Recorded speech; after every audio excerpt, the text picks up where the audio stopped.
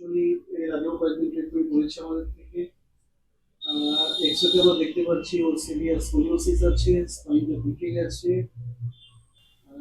সেই জন্য ওর এই সমস্ত জায়গাতে ভীষণ ব্যথা করছিল।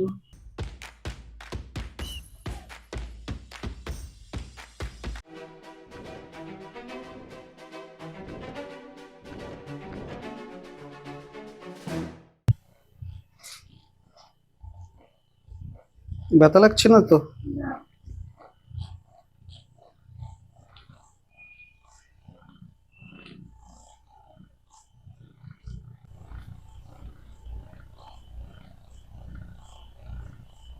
দেখতে পাচ্ছি স্পাইনটা স্পেশালি থোরাসিক মানে পিঠের জায়গাটা এভাবে বেঁকে এসছে, মানে রাইট সাইডে শিফট হয়ে আছে, তারপরে কোমরের দিকে লেফট সাইডে শিফট হয়ে গেছে। So let's start the adjustment. Breathing normal রাখো। গুড।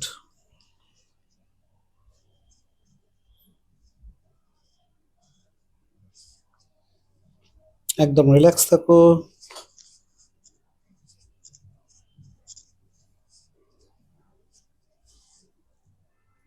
নর্মাল।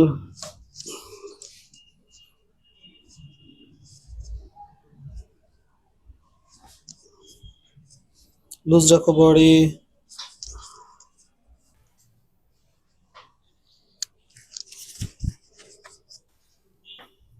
বডি লুজ রাখো।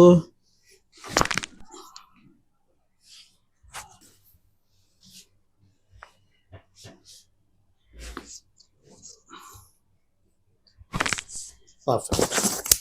রিল্যাক্স রাখো বডি।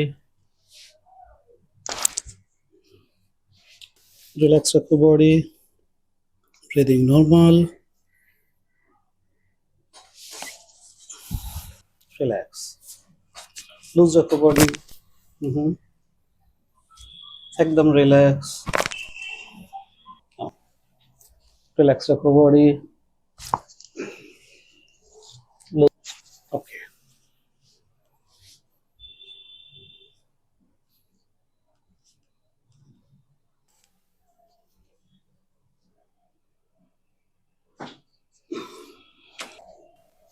লুজ রাখো বডি।